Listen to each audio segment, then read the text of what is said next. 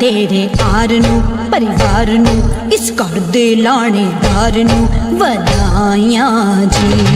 वधाइयां जी वधाइयां जी वधाइयां जी वधाइयां जी वधाइयां जी वधाइयां जी।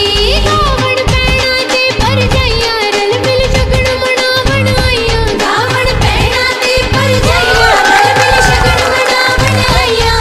वधाइयां जी वधाइयां जी वधाइयां जी वधाइयां जी वधाइयां जी वधाइयां जी वधाइयां जी।